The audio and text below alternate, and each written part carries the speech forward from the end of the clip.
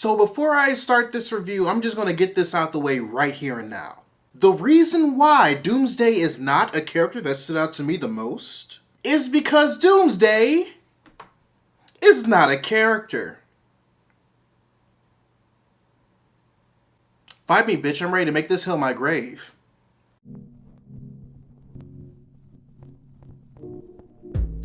Today on Readus Reviews, I review The Death of Superman, the latest installment in the DC animated movies universe. You know, until its sequel, Reign of the Superman, comes out, which I'm probably going to also review.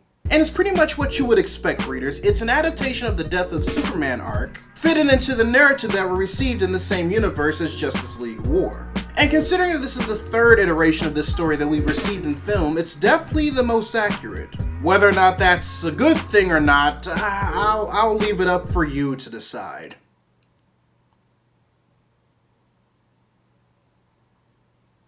Shut up. As far as how they folded it into the same universe as Justice League War, you don't have to necessarily watch the movies in order to understand what's going on. But at the same time, in order for you to understand all the references that are in this movie, I would say at least watch Justice League War and Justice League Throne of Atlantis. With that being said, because it's more comic accurate, it's less of a Superman movie and more of an event movie where Superman is the main focus.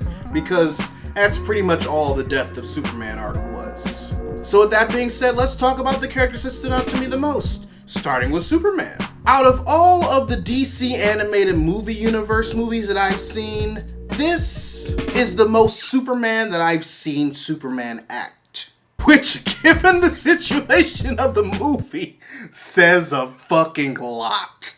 You see, in the past movies, I felt that he was written and portrayed very one-dimensional and we've got a Hulk-like. You know, as opposed to the beacon of hope and the leader of the Justice League that we know him to be, both pre and post New 52.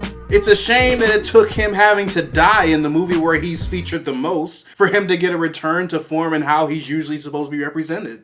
Lois Lane also stood out to me, but it was more in a negative light, unfortunately. And that's mostly due to the fact that because of the events that happened during Justice League War up to Death of Superman, their relationship kind of came out of left field for me.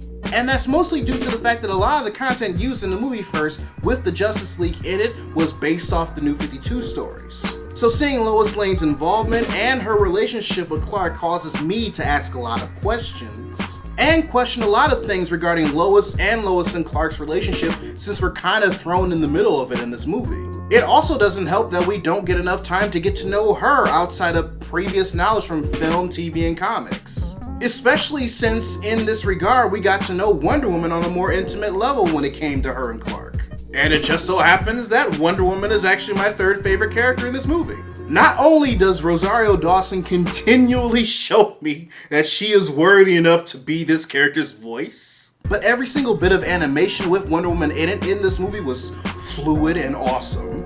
And her bout with Doomsday is easily my favorite part of the movie. However, that doesn't mean that I'm not torn with the version of Wonder Woman that I received in this movie. In one hand, they probably did explain why Clark and Diana broke up in universe despite it happening off camera. But in the other hand, they really handled that explanation poorly. Which leads me to my main dislike of the film. I personally do not care for the way the film handled the course correction between the New 52 stuff that they've established since Justice League War, just so this movie can be as comic book accurate as possible. Because the fight with Doomsday was pretty much the second half of the second act and the entirety of the third act, there wasn't enough time for Clark's relationships with Diana and Lois for them to be as meaningful as the movie wanted them to be. Which, to be honest, would have made his death all the more impactful in my opinion. It's like they cared so much about this movie being as faithful to the comic book as possible that they just sacrificed 4 years worth of storytelling and development in order to do it. And felt that they could just easily wrap up the stuff we've been watching for that long. / introduce the way things are supposed to play out in the comic in 2 scenes? And prior knowledge of their comic arc equivalents. It's not fair to fans of Clark and Diana's ships due to lack of proper closure. It's not fair to those who wanted to see proper development of Lois and Clark's relationship. And the film suffers overall because of it. Also, I am just not a fan of Rainn Wilson as Lex Luthor. I just don't know who gave that the go-ahead to make that happen. But there were other things about this movie that I liked, such as the nod to Steel and Superboy. That was pretty cool. Also, the last bit of the Superman vs. Doomsday fight, specifically the one where they were fighting in the air, was just like, it was very well animated, like almost theatrical release worthy. Overall, readers, the death of Superman was okay. Not good, not bad, just right in the middle. It got a lot of things about Superman the character right that the animated movie universe didn't really touch upon until this movie, and it was very well animated in certain parts. But the movie focused too much on making it as comic accurate as possible, which sacrificed a lot of its progression, its pre-established relationships, and character developments without properly compensating for them. Doing so could have made the movie not just the most accurate Death of Superman movie, but the best one so far.